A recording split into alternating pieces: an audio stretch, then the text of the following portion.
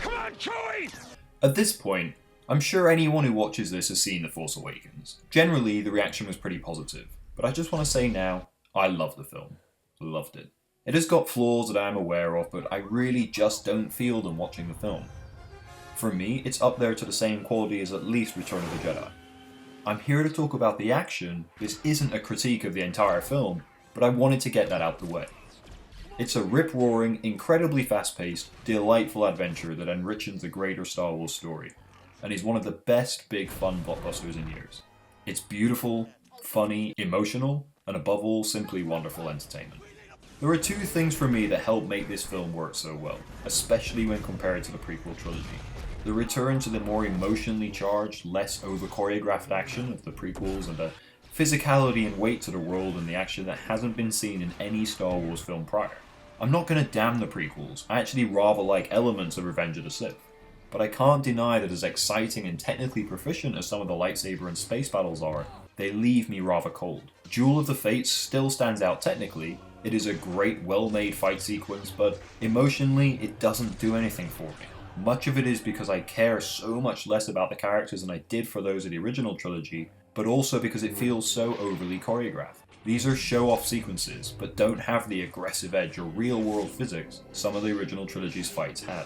The Force Awakens brings the intensity back and takes it further. Throughout the film, the hits are brutal. Blasters send smoke and sparks flying, bodies crumpling. Lightsabers slice through trees, we feel the damage the weapons can do.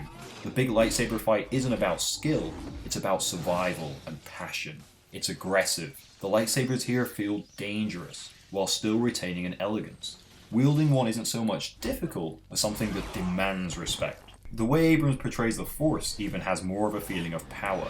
It takes effort to manipulate the Force, which for me is the way it should feel within this film. The Jedi were more Zen-like masters, but this is a newer world, with fresher characters new to the Force's ways. The use of the Force in this should be dramatic, to reflect the characters wielding it. The camera work and editing are pretty much flawless in terms of showcasing the action. The locations are set up well, and we always know where everyone is when we need to. This is an adventure film, and thus it's not about the action. The action is always there in service of the story. It is there to teach us about the characters. When Chewie roars here, so pained by the loss of Han, his destruction of the stormtroopers feels violent, like the actions of someone angry. Seeing Poe from Finn's perspective in this one-take sequence shows us just how skilled he is. After we've heard him referred to as the best resistance pilot in the galaxy, we deserve to see it in action.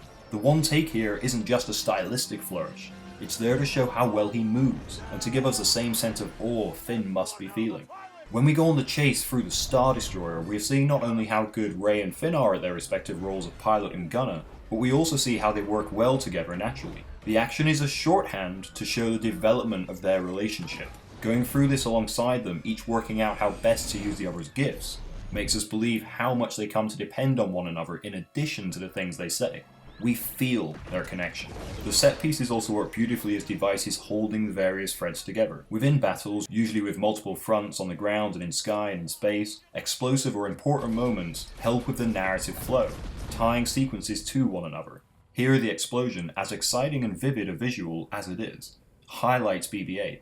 Here, we see an X-Wing taken out, and its body colliding with the ground near to our heroes, whom we then follow onward. The action doesn't feel separate from the story, but instead a part of it, taking us through from one scene to another. What Force Awakens brings to the table that I haven't really seen in prior Star Wars movies, probably partially because they wouldn't have been able to pull it off, but also artistically, is the weight to the world and the action. In the same way lightsaber and blasters feel hefty and brutal, the ship-to-ship action has that same feel. Ships don't simply explode, their debris crashes into the ground, ripping apart into pieces, affecting the world around them. This might be a long time ago in a galaxy far, far away, but thanks to the expert mix of practical and CG work, the destruction feels real.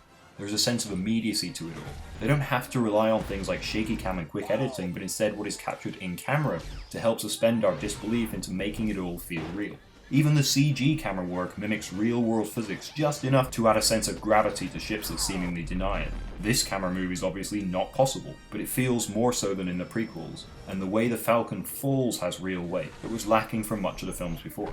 I wanted to highlight the action of the film, as I think people forget sometimes how integral action is to all sorts of adventures, and not just what we typically think as action films. Star Wars The Force Awakens has believable, big-budget set pieces that serve the story, instead of it feeling like the story is there for us to get to the set pieces. The action sequences may have been set and designed before the script was written, the way they are with many big-budget action films these days, but I didn't feel that, and that's what counts. I enjoyed watching the movie, being taken on this journey, and part of that was thanks to the seamlessly included and directed action sequences. With us next seeing Donnie Yen against stormtroopers and the return of AT-AT in Rogue One, and Episode 8 directed by Rian Johnson of Looper, I'm very excited for where Star Wars goes next.